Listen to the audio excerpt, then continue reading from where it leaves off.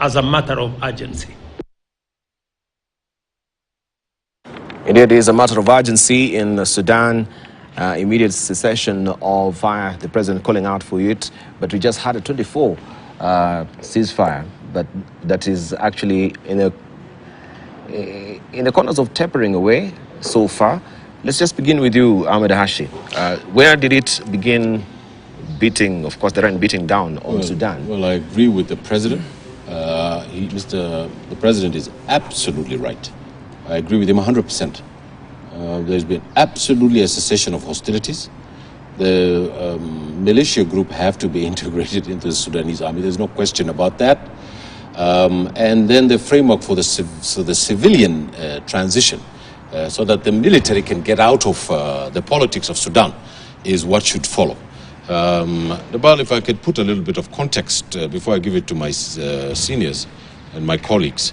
Dabal, I said in the last show, or the one before, that 15 countries on the Sahel region were at the cusp of becoming failing states like Somalia. Dabal, the Sudan's problem, as I correctly predicted last time, was that there was going to be an organic crisis of the state in Sudan, because the first thing that caused this problem, Dabal, is the division of Sudan into two countries, which has caused a lot of crisis. Secondly, Dabal, is the military dictatorship and the coup d'etat that happened, where they overthrew the transition civilian government of Mr. Hamdok. Third, Dabal, is the Sudanese army's involvement in the economy of Sudan. Dabal, you know, the RCF was the Janjaweed. And people don't remember that it is Lieutenant General Burhan that trained them under Umar al-Bashir when they were causing havoc in Darfur. Mr. Burhan, President Burhan, and his Vice President Dabal are the ones who overthrew General Bashir from power.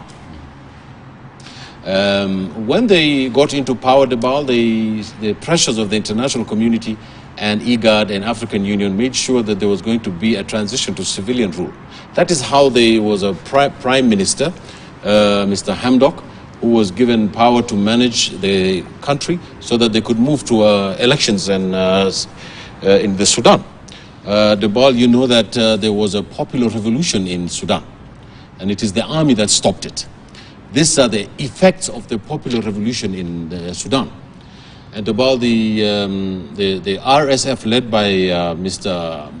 Ahmed Hamadi is deeply involved, Dabal, in crimes and war crimes and crimes against humanity in Sudan, particularly in Darfur during the Janjaweed. And Dabal, you know that Sudan consists of many ethnic groups, and many of them come from the Sahel. And the Vice President there comes from the eastern part of the country, and his ethnic group is represented all the way up to the borders of Senegal. And about the cleavages of misrule, the cleavages of political ethnicism, the cleavages of corruption, the RSF, Dabal, controls the largest gold mine in Sudan. And this gold mine, Dabal, is why the RSF is fighting the army. You know that the Sudanese army, Dabal, is one of the major stakeholders of the Sudanese economy. And this is the reason why they don't want the RSF to come inside and deal with this thing. Dabal, president of our country, is the youngest president we have in this region. And he should have been on a flight to Khartoum yesterday.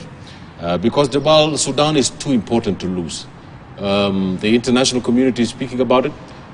You could see in Japan that the foreign ministers of the G7 are very, very concerned about it.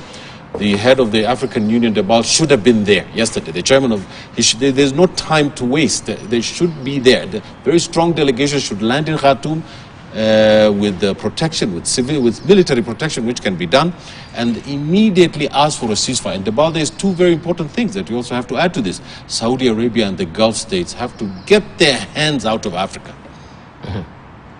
They're involved here in Somalia, Dabal.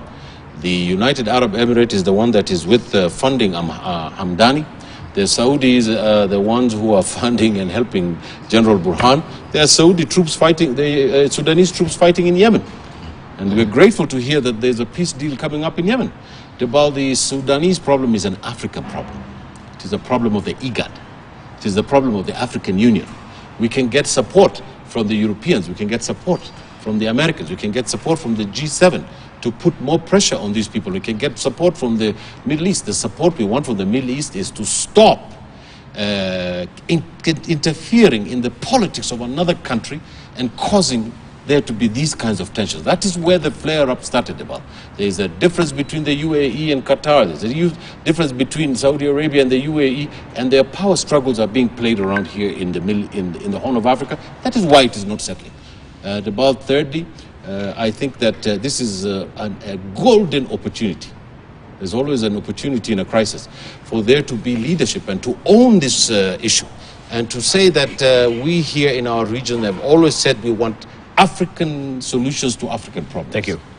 All right, let me just bring in Brigadier Ahmed on this as well, because it seems there are outside players who are interfering with this particular or the current situation in Sudan as it is. Going back to the civilian agreements that, to try and restore civilian